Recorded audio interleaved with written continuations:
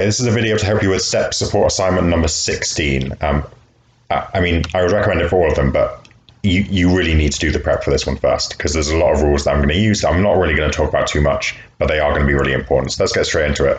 If you practiced it first, then it'll be much easier. Okay, so it's this trig question. We're going to first show that cos 15 is this as an exact value. Well, we need to break out the cos compound angle formula. Again, if you've done the prep, this isn't new to you. Cos of A plus B is cos of A, cos B, minus sine of A, sine B. And now if I choose A to be 45 and B to be minus 30, this will go swimming really, really well, right? This will go swimmingly well.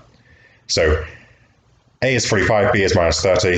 This is going to make 15, which is good. The A just goes into there, the B just goes into there. And likewise here, which means cos of 15 is this. Now, there's a couple of ways to go from here, but firstly, I would just say that from GCSE, I know cos of 45 and sine of 45 are both 1 over root 2. Now, there is another way to write this, but this is the way that I was taught it. You can do root 2 over 2, that's fine, but I tend to use this. So I'm going to put those both in, and then I'm going to notice, well, I can factorize that 1 over root 2 from that, can I? Because it's in both terms, so I can just factorize it out. And if you expand it, you'd end up with this. Now, what about cos of minus 30 and sine of minus 30? Well, to know what those are, I'm pretty confident about cos of 30 and sine of 30, but what about the negatives? And to find out what those are, I can just draw a graph, right? And I can see, well, I knew cos of 30. This is the cos graph, by the way. I kind of knew cos of 30 was root 3 over 2, which is here. Cos of minus 30 is symmetrical. So cos of minus 30 is minus root 3 over 2. And in fact, because the cos graph is symmetrical about this axis here, any positive value that you put into cos is the same as the negative value. So cos of 30 is the same as cos of minus 30. Cos of 60 is the same as cos of negative 60 because it's symmetrical around here. So cos of 30 minus 30 is just cos of 30, which I know to be root 3 over 2. Now, what about sine of minus 30? Well, here's the sine graph. And you can see that rule doesn't work here. Sine of 30, which is 0.5, is not the same as sine of minus 30. Sine of minus 30 is minus 0.5. So actually, when you do sine, if you put in a negative, that's the negative of the positive input. So sine of 90, which is 1, is the same as negative sine of negative 90. Negative 1 would get you to 1 again. So this is called an even function, by the way. This is called an odd. They're quite important in calculus and analysis, but that's just an aside. So anyway, I know that cos of minus 30 is the same as cos of 30. I know that sine of minus 30 is the same as minus sine of 30. So I'm going to replace those in there. These negatives cancel because of this. And I think I can work this out because cos of 30 is root 3 over 2, sine of 30 is a half. Put those in, common denominator, add them together, expand out this, and you get that. And that's what they asked me, so that's fine. What about sine of 15 then? Well, again, if you've done the prep, I've just listed all the things I know already here. If you've done the prep, you know that this is the compound rule for sine. It's different in the sines and the coses together here, and you swap the angles around a bit. If I use 45 and minus 30 again, I end up with this. Just putting it in, just verifying I'm right by pausing the video. And now again, I know sine of 45 and cos of 45 are both this, so I'll put those in. Then I'll change the minus 30 to be a positive because it can be in cos, and then I'll change this minus 30 to be a minus sine 30 because of this rule, and that's this, so that negative is there now. Cos of 30 is root 3 over 2, so that becomes root 3 over 2 root 2. Sine of 30 is a half, so that becomes 1 over 2 root 2, and that's again a common denominator, put them together, and you end up with sine 15. Okay, part B then. Show that cos alpha is a root of this. Now, if cos of alpha is a root, the factor theorem says if I put cos of alpha into here for x, then the whole thing should equal 0. So if I start with this function, if I put cos alpha in instead of x, that thing should be equal to 0, if that's a root. Now, I don't know whether this is equal to 0, because this is a bit of an annoying term. I can't really simplify this. So I need to think, well, can I change this? And I've just been dealing with double angles and compound angles and stuff, so feels like they're leading me into changing this around a bit. So here's the compound angle for cos. What if you make B just A? What if you just use 2A's instead? Well, it's going to be this, right? And now this is cos of 2A, and there we derive our double angle formula for cos. Now this is useful because what if I just make B 2A now? What if I go for A plus 2A in my compound formula? So I'm just putting B as 2A here into this formula here. Well, that ends up being cos of 3A, which is cool because now I have the makings of a formula for the triple angle cos. Now, at the moment, it's in terms of cos of 2a and sine of 2a, but I know what cos of 2a is. So that can go in there. What about sine of 2a? Well, to figure that out, we'll go back to our sine compound formula and do the same thing. What happens if b is a? This happens, just replacing the b's with a's. Put those together and we get our double formula for sine. And now, if I make that blue and that green, I can put those into here. So cos, the triple cos here is now cos a and then this green one, and then minus sine alpha or a, and then this blue one. Of course, expand that out, and you get cos cubed minus cos sine squared minus 2 sine squared cos.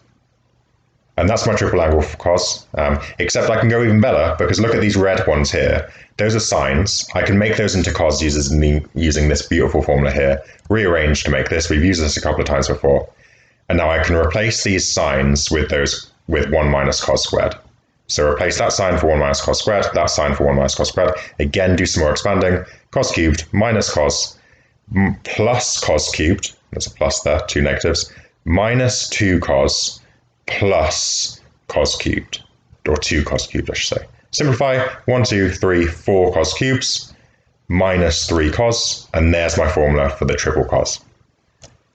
Excellent, so I've got that there, and I can put that straight into here. And now look how beautiful this is. That cancels with that.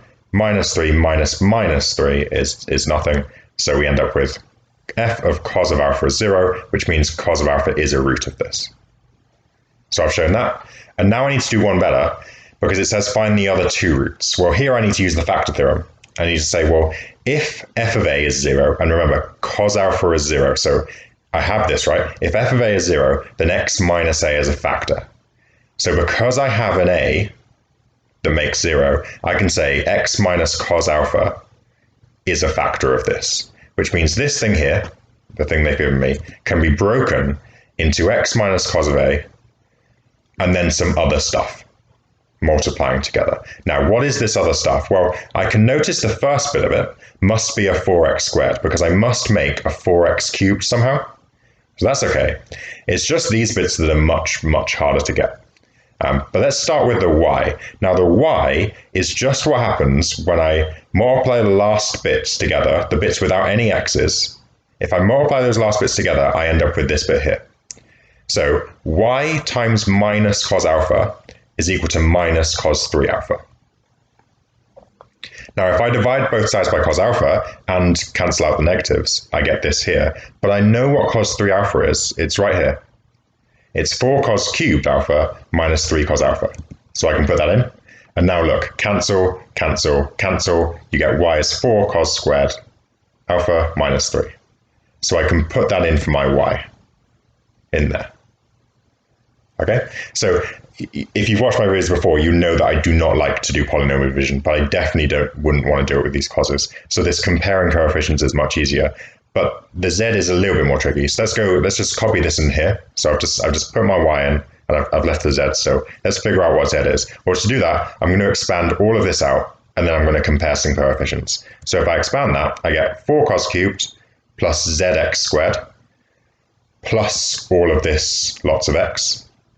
And then from the other bit, I get minus 4 cos alpha x squared minus xz cos alpha, I think, from these two middle, and then minus, well, these two I know multiply to make that because I just did it. So I've just written that instead of this. But those two multiply, they must multiply to make that because I've just found that out.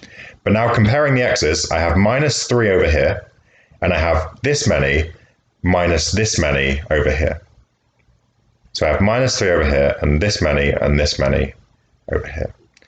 So let's sort this out. We'll add 3 to both sides, and those go away. Add z cos alpha to both sides, and we get this, and then divide by cos alpha, and we get this. And now I've figured out what that middle term is. So now I've broken the entire cubic that they've given me into these two factors, the one that they kind of gave me here, and then I've found out what the coefficients of the quadratic are. And there they are. Okay, so now it says find the other 2 roots. So essentially, here's one root, it's cos alpha. But now I need to find the other 2 roots that this gives. And well, I mean, that's just a quadratic. It's horrible, but it is just a quadratic in x. So if I name this a, this b, and this c, I think I can just use the formula. So b is this, so it's minus this, plus minus this squared, minus 4 times a times c over 2 times a. Right, well, this is 16 cos squared there. That's 4 times 4 times 4 is 64 cos squared, and then minus 4 times 4 times 3. But then look at this, it's a minus minus, so be super careful of that. It's positive 48 there. 2 times 4 is 8. Sort this out. Well, that's a minus 48, it turns out, which is cool because that means I can do something gorgeous, which is factorize out within the square root here, factorize out a 48. And why is this gorgeous? Well, we've seen this bad boy before, 1 minus cos squared. 1 minus cos squared is sine squared from this rule. If you take away cos squared from both sides, you get sine squared. So this here is sine squared. And that's amazing because it means I can square root it, because it's a square. So going back to where we finished up, I can square root the 48 and the sine squared separately because they're multiplying. And 48 rooted is 4 root 3 because it's 16 times 3, so that's 4 root 3. Sine squared rooted is just sine over 8. Cancel these 4s with that 8 to get this here. And so my two roots, finally, my two roots to this equation here are this with the positive and this with the negative. And those are my two roots. And so I have all three roots, right? I have this root, and this root. Excellent. So this is all I know so far. I found cos, I found sine. These are my three roots to this equation. Okay. Now, use parts 1 and 2, so there they are. Those are my answers to part 1 and 2, to solve this equation. Okay, so there's the equation. Now, I have to admit, I had no idea what to do when I first saw this. So I'm going to try to take you through the thinking that I used. Firstly, I thought, well, here, my angle is 15. So an angle of 15 seems pretty relevant somehow. Like, they wouldn't have asked me to work out specifically 15 unless they sort of maybe wanted me to use it. So what if I make alpha 15? Cos 3 alpha becomes cos 45, because 3 times 15 is 45, and I know cos 45 is this. And that's kind of intriguing, because 1 over root 2, which is what this is, if alpha is 15, is sort of like this. It's just a little bit out. But remember, there's an alternative way of writing this, which is to write it like this. And now these two things look suddenly very related, right? This is just double this, right? So what happens if I halve this entire equation? If I halve this equation, then this thing here becomes my cos 3 alpha, right? As long as alpha is 15. So I end up with this here, right? So I'm trying to build this equation into this one kind of thing. And now I've got my cos 3 alpha, so that's good. Now, how do I make, see, I've messed up this middle term, right? It used to be good, but now it's not so much. So how do I make this sort of back into this? Well, why don't I try the substitution y is 2x? Because I need to double this, right? So if I try y as 2x, and therefore y cubed is 8x cubed, what happens if I put these x's in here? Well, instead of y cubed, it's 8x cubed. Instead of y, it's 2x.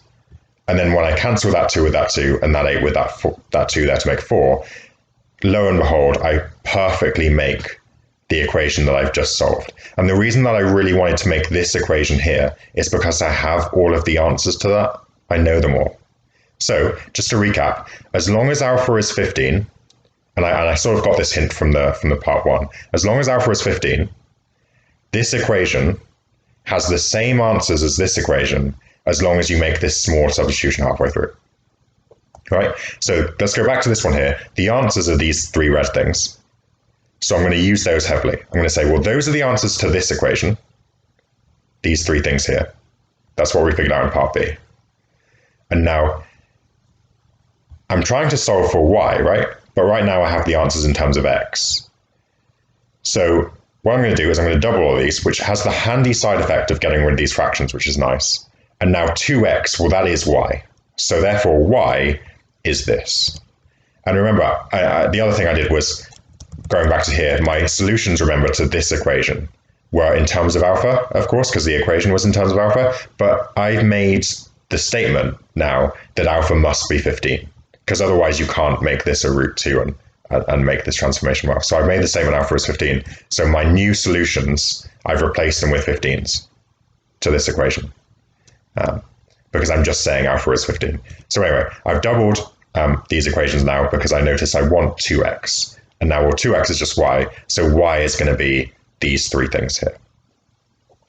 And we're into the home straight, right? We're into the home straight because I know what cos 15, sine 15 are. So I just need to figure out what these are here now.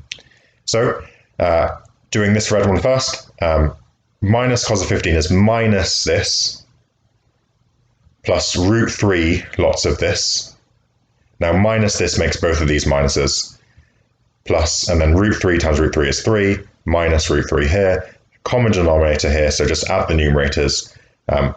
Minus 1 plus 3 is 2, minus root 3 plus minus root 3 is minus 2 root 3, cancel these 2's out to get 1 minus root 3 over 2. And that's my first y. Okay, so that one's there. What about the blue one then? Well, that's notice how I've kind of factorized out the negative just to make it a bit easier on me. Let's just work out what cos of 15, just the blue bit, cos of 15 plus root 3 sine of 15 is. Well, that's cos of 15 straight there. That's sine of 15. So root 3 times that is going to give me 3 minus root 3. Same denominator, so just add the numerators. That's going to give me 4, and then these cancel, so it's just 4 over 2 root 2. Cancel those two things there to get 2 over root 2. And that's my second solution for y from the middle one. And the last one is the easiest, right? It's just 2 lots of this. So it's just 2 lots of that. Those 2 cancel, and we're left with this. So a really tough question, that one, I thought, but a really good question as well. Really sells, it sells the doing the prep, right? Doing the prep would have made that much easier. If you didn't get this at the end, really no worries, right? Like, I had to think about this for a long time before I figured out how to make that substitution. But if you just got through these first 2 bits in particular, that would have been an enormous number of marks and a really good job.